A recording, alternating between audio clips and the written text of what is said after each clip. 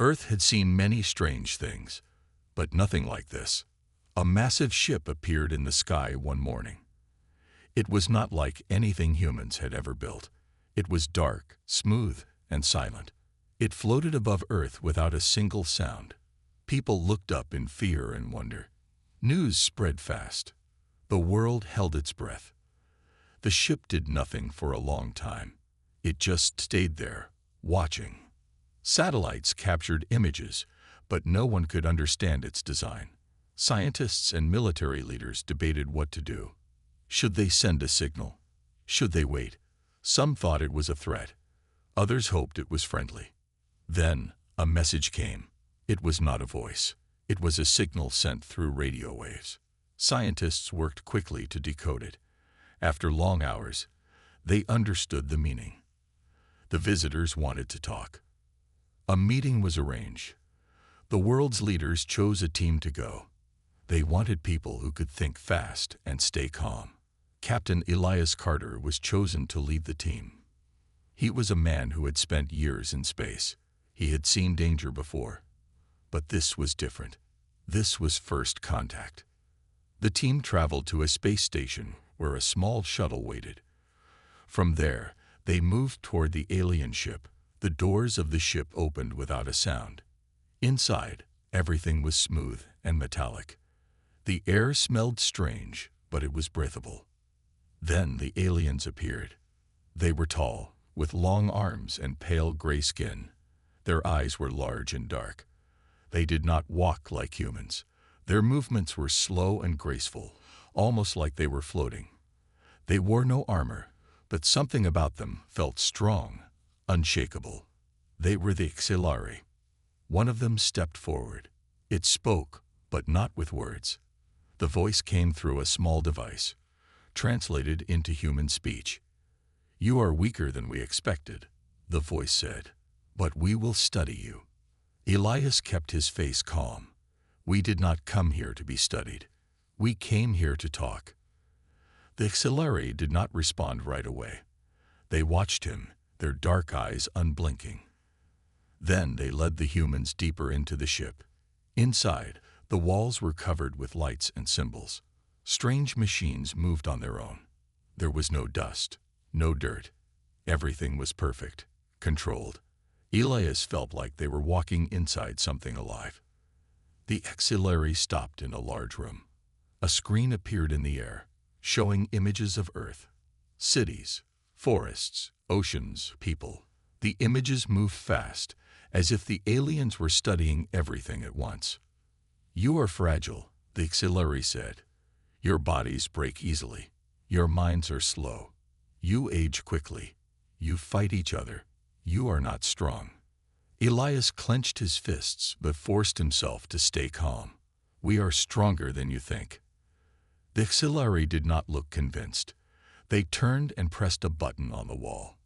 Another screen appeared, showing different creatures from other planets. They were large, powerful, covered in armor or thick skin. "These are strong," the Xilari said. "You are not." Elias knew what was happening. The Xilari did not see humans as equals. They saw them as weak creatures to be examined, nothing more. This was not a meeting between two great civilizations. It was a test. Rachel Morgan, a member of the team, stepped forward. "If we are weak, then why are we still here?" she asked. Her voice was steady, her eyes sharp. The Xilari turned to her. "You are here because we are curious. We wish to see what you can do. If you are stronger than you seem, we will learn. If not, we will move on."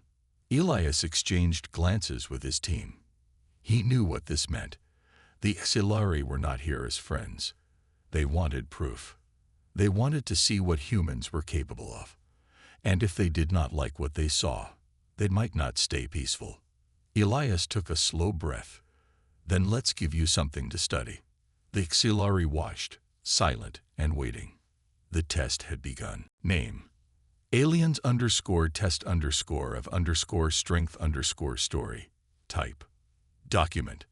Content: the aliens had made their first impression, and now it was time for humans to show what they were made of. After the strange meeting on the alien ship, the visitors arranged a test. The purpose was to prove that humans could be more than weak and fragile. The aliens believed that human bodies and minds were simple, easily broken by the forces of nature and their own shortcomings.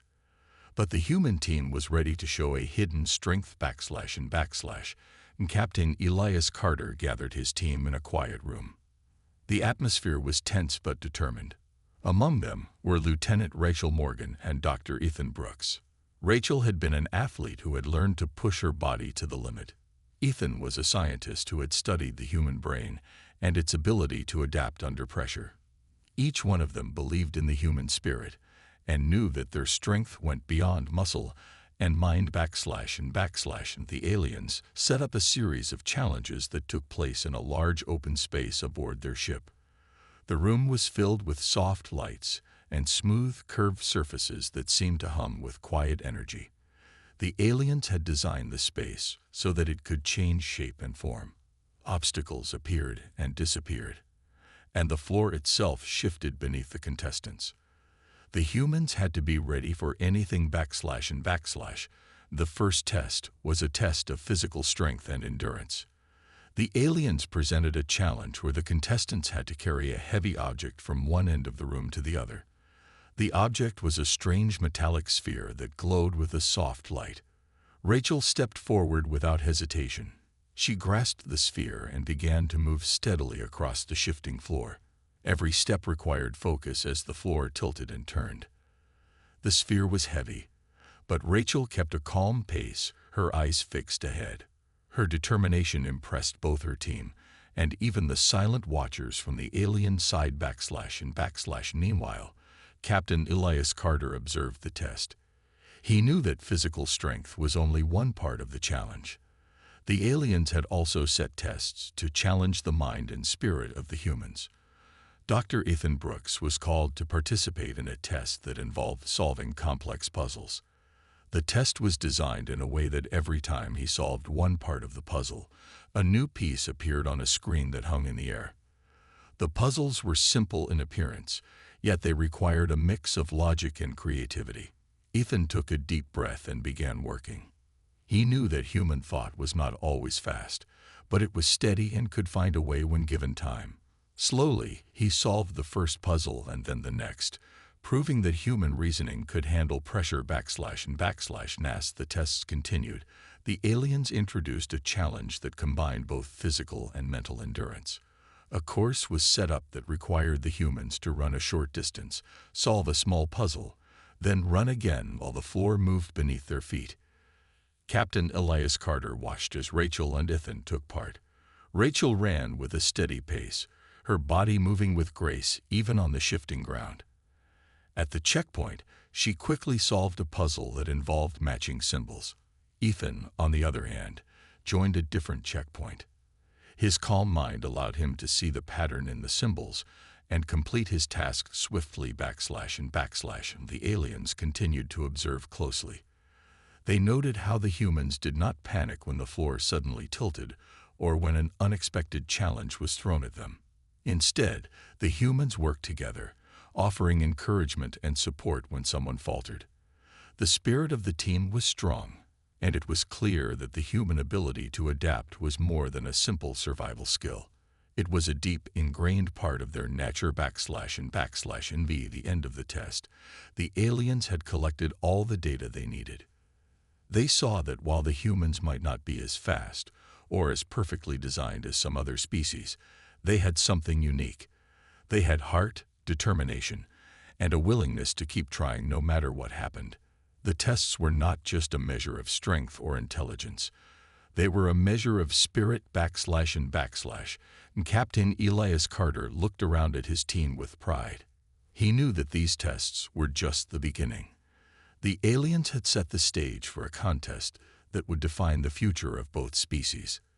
The human team had shown that even when faced with the unknown, they would rise to the challenge and prove that strength comes in many forms. Earth's small colony had never seen a day like this before. After the tests, the aliens sent an attack that shook the quiet life of the settlement. Early one cold morning, a fleet of alien ships appeared on the horizon. The ships were large and silent, and their dark metal surfaces glowed faintly in the early light. No one in the colony had ever seen such craft before. The aliens came with weapons that shone like beams and moved with swift precision. They meant to end the colony quickly, believing that the humans were too weak to resist. Sergeant Daniel Hayes took charge at once. He was a man known for his calm voice and steady hand, even in the face of danger. He gathered the frightened survivors and told them to hold together behind the walls of their small settlement. His words were simple, yet they sparked a small flame of courage in everyone. "We will not let them take our home," he said. His eyes shone with a determination that made the others believe in him. The aliens began their assault without mercy. They fired energy beams that tore through the still air, striking walls and sending sparks flying. The colony had only simple tools and old farming equipment for defense, but the people fought with every bit of strength they could muster. Some used handmade bows and arrows, while others grabbed anything they could use as a club. Every person, young and old, took part in the struggle to protect their home. Even as fear crept into their hearts, they found courage in the unity that Sergeant Hayes had built among them. During the fierce battle, the people of the colony learned to work together like never before. Men helped women, and the older shared their wisdom with the young. Amid the chaos, small groups formed quickly to plan clever counterattacks. In one such group, a brave young woman named Amy led her friends away from the main line. They moved quietly along the ruined streets, trying to reach a spot where they could surprise the enemy. Their plan was simple: attack the aliens from the side, where their numbers might be fewer. Every step was taken with care, every breath filled with hope. Back at the main defensive line, Sergeant Hayes and his team did not let their guard drop. Even when a wall fell or a building was damaged, the people worked to rebuild their defenses quickly. They used fallen beams and rubble to block doorways and to create new barriers. Their hands were rough and bloodied, but they moved with the strength of a united people. Every person had a role, and every role was important. The people of the colony fought not only with their weapons, but also with the will to live. The aliens, so sure of their power, were surprised by the human resistance. They expected the colony to crumble like so many others, but here the people were determined. The aliens' advanced technology did not stop the humans from using simple tricks and natural courage. When one of the small groups led by Amy struck suddenly from the side, the aliens were caught off guard. Their formations broke, and confusion spread among their ranks. In that moment, the humans found a small opening and pushed forward with all their might. As the sun climbed higher in the sky, the tide of the battle began to change. The aliens who had come to end the colony quickly started to retreat. Their energy beams grew less frequent as they pulled back into their ships. The colony was left bruised and battered, but it still stood. Sergeant Hayes walked among his people, his face showing both pride and sorrow. They had suffered great loss, yet their spirit remained unbroken. In the quiet that followed the fierce battle, the survivors gathered together. They looked upon the ruins of their homes with sadness, but also with a sense of pride. They had fought against an enemy that saw them as weak and had defied death itself. The war, which could have ended their lives, instead revealed the strength and unity of the human spirit. Their simple tools and humble hearts had been enough to stand against a mighty foe, and in that, they found hope for the future. In the days after the great battle, the aliens changed their approach. They began to take some humans captive in an effort to force a quick surrender. The aliens believed that once captured, the humans would be broken by pain and fear. They wanted to show that their power was absolute. The humans, however, had a spirit that could not be easily crushed. The aliens led a small group of prisoners into a dark and cold room on their ship. Their faces were full of determination, even in the midst of despair. Among these prisoners was a kind and strong medic, Dr. Olivia Stone. She had been tending to the wounded on the colony when the attack began. Now, even though she was hurt and tired, she cared for her fellow captives. Dr. Olivia Stone knew that the fight was not over, and that their will to live was more important than the pain they suffered. The aliens did not speak in a language that humans could easily understand. Instead, they used simple sounds and gestures, along with a small device that changed their words into the human tongue. Their message was clear: give up, and you will be spared further suffering. But the humans, though battered and afraid, refused to give in. Even when the aliens used sharp tools and strange machines to cause pain, the prisoners would not cry out in surrender. They only murmured words of comfort to one another. In the dim light of the holding area, Dr. Olivia Stone went from one prisoner to another. She bandaged wounds and whispered soft words of hope. Each time she treated a cut or a bruise, her hands shook with the weight of the task, but her voice remained steady and calm. She reminded everyone that they had survived worse, and that together they were strong. The other captives found strength in her kindness and in the small acts of care that she showed them. Their quiet defiance was a sign that even when broken by pain, the human heart could still beat with courage. The aliens watched these scenes with a growing sense of puzzlement. They had expected that their cruel methods would force the humans into submission. Instead, the sight of Dr. Olivia Stone, tending to a friend who had lost much blood, filled them with confusion. The aliens recorded every detail, trying to understand why these humans did not beg for mercy. Their plan to break the human spirit was failing. Every time the aliens applied pressure, the prisoners found a way to comfort each other and to support one another in their suffering. Outside the small room of captivity, the human captives whispered stories of their past. They recalled the good days on the colony, the laughter in the fields, and the quiet moments of togetherness that had built their community. Even in a place of fear and pain, the human spirit was not silent. These whispers spread hope, and hope was a powerful thing. In every shared story and every kind gesture, the humans were saying, "We will not let you win." As time passed, the aliens increased their efforts. They decided to move the prisoners to another part of the ship that was even colder and dimmer. The journey was slow and harsh. Every step was filled with uncertainty. The aliens expected cries of despair, but the humans continued to support one another. Dr. Olivia Stone often led the group, her voice steady as she urged them to stay strong. The captives clung to the memories of home and to the hope that one day someone would come to free them.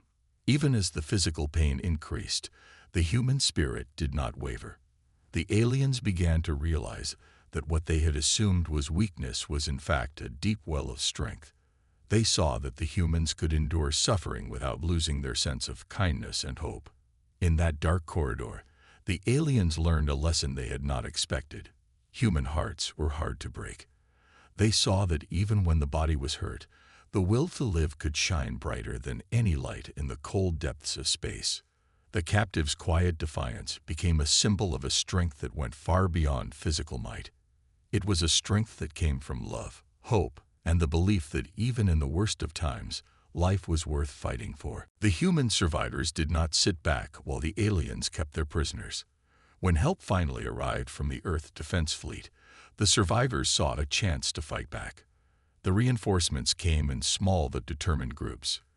They carried simple weapons and had courage that came from deep inside. Their plan was to surprise the aliens and show that humans would never give in. Commander Jason Clark led the counterattack team. He was a man who believed in strategy and quick thinking. His group moved quietly along the dark corridors of the alien ship. Their goal was to disable the alien warships that hovered near the ship's core. They had learned the layout from careful observation during the tests and had made a plan based on their limited resources. In the first part of the mission, the team split into two groups. One group was to create a distraction by setting off small explosions in a section of the ship. The sound of the explosions, though small, echoed through the hallways. The other group, led by Jason, moved towards the central control room. They carried a simple device that could block the alien systems and shut down the energy beams. The plan was risky, but the humans had little choice. As the distraction began, the alien guards were caught off guard. Their routine checks were thrown into chaos by the sudden noise. The group led by Jason took advantage of the confusion. They moved quickly and quietly, using dark corners and narrow hallways to avoid being seen. Jason's group reached a door that led to the control room. He signaled his team to get ready. They had practiced this moment many times, and now it was their chance to prove that human spirit was strong. Inside the control room, Jason and his team worked together. The room was full of glowing panels and strange symbols that the aliens used to control their ships. The device they carried was small but powerful. It was designed to block the control signals and force the ship to power down its weapons. Jason's team set the device carefully, following the plan they had made. Their hands trembled slightly, but their eyes were fixed on the task. Outside, the sounds of battle grew louder. The distraction had worked well. The alien soldiers were busy trying to regain control of the situation. The energy beams that the aliens had used to subdue the colony now flickered and weakened. The human counterattack team knew that they had only a short window to complete their mission. They pressed on with determination, checking each panel and carefully placing the device in the correct slot. Once the device was in place, a soft hum began to sound. The lights on the control panel started to dim, one by one. Jason watched as the main screen went dark. At that moment, the control over the alien warships was lost. Their energy beams went silent, and the ships began to drift slowly, as if their drivers had lost control. The human team quickly left the control room, meeting up with their comrades at a prearranged point. In the corridors of the alien ship, hope began to spread among the human survivors. News of the counterattack reached even those who had been held captive. Simple radios and word of mouth carried the news quickly. The humans knew that the aliens had underestimated them. They had thought that strength meant having better weapons or faster ships. They did not know that the true strength of a people lay in their ability to work together, even when faced with a mighty enemy. As the human teams regrouped, they saw the aliens scrambling to regain control. It was clear now that the aliens were not invincible. The counterattack had not only disabled the alien warships, but also shattered the belief that humans were weak.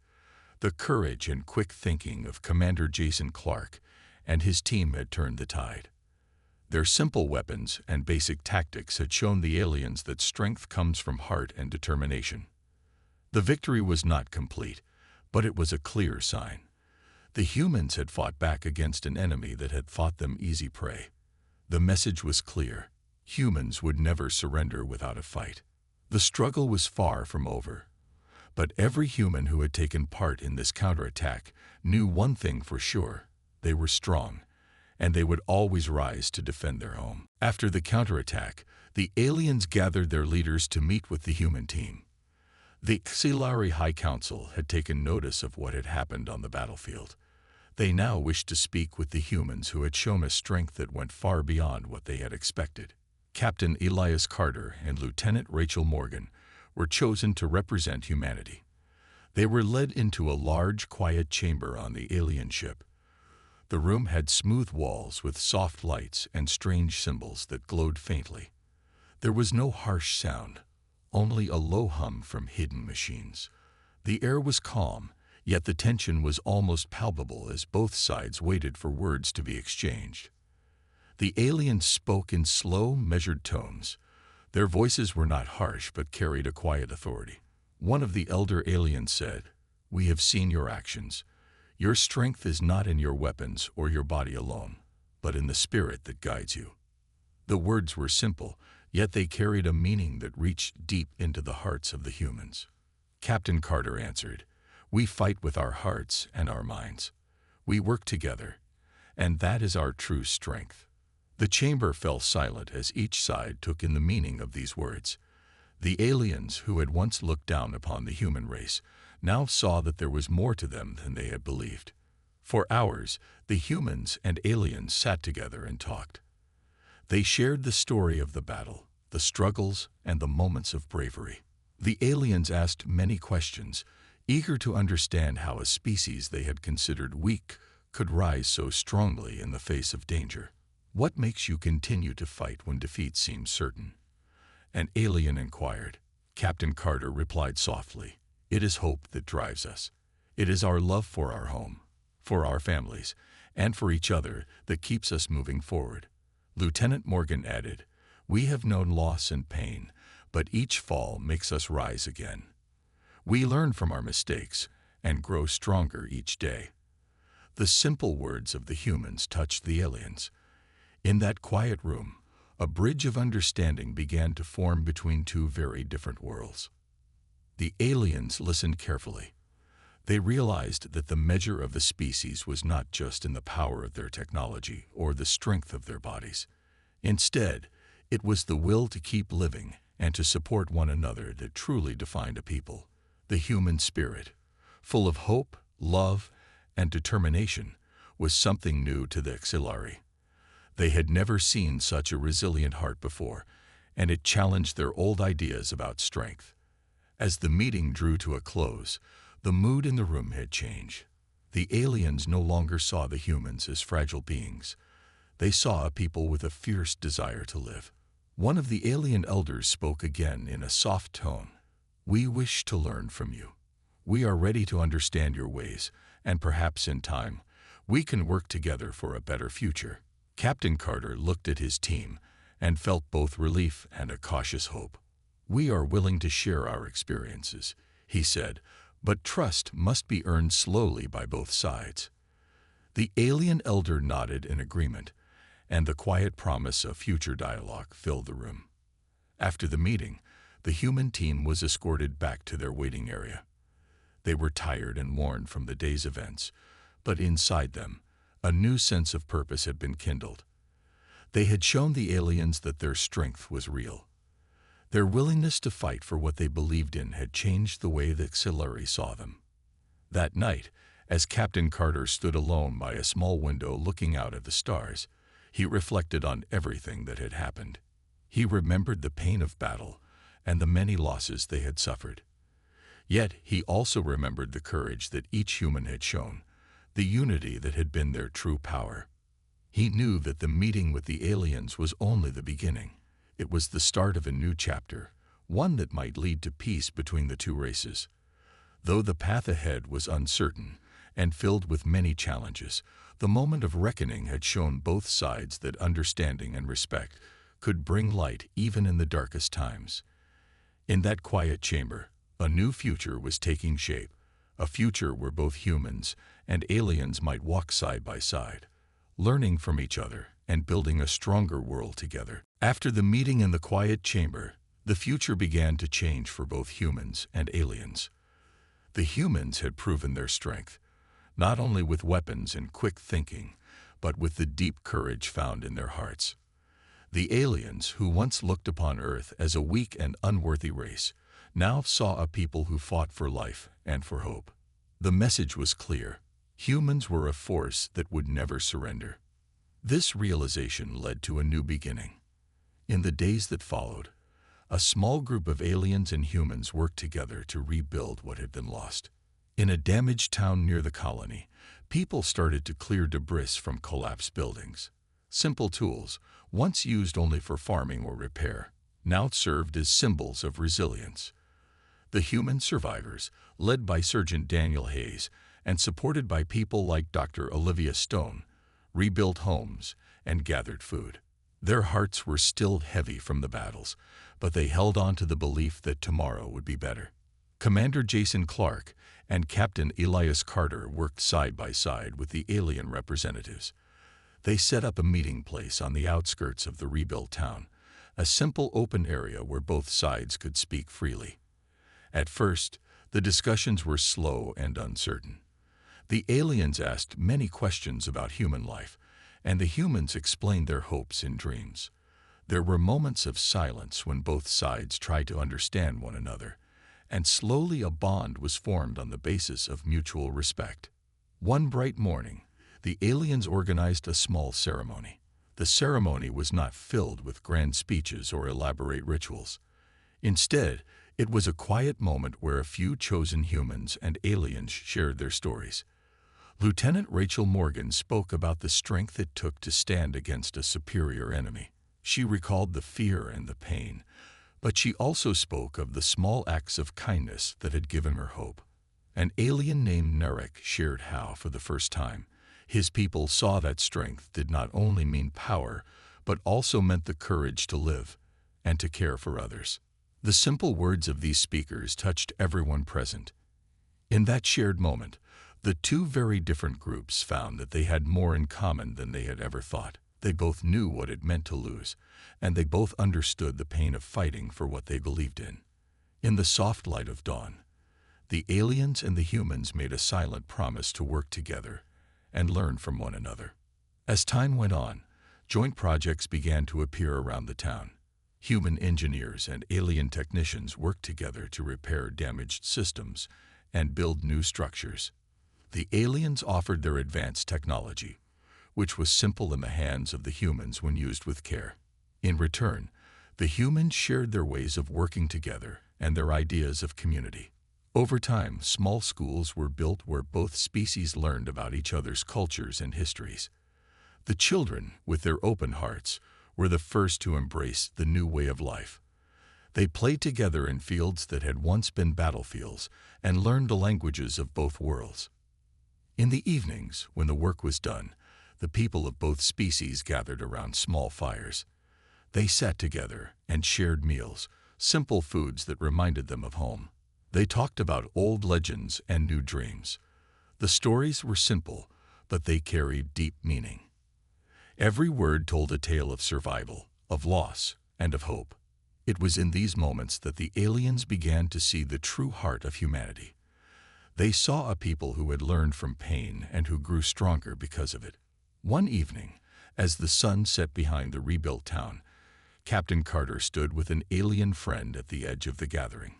He looked out at the crowd of humans and aliens united in conversation and quiet laughter. In that moment, he realized that the old fears and judgments were fading. The humans had shown that they were not weak, but instead, they were brave and kind.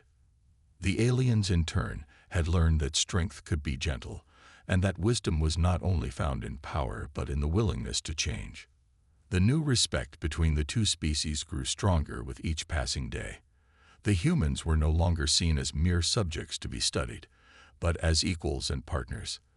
This change marked the beginning of a new era, a time when both worlds could share in the light of hope, learn from one another, and build a future where the strength of the human spirit and the knowledge of the aliens combined to create lasting peace.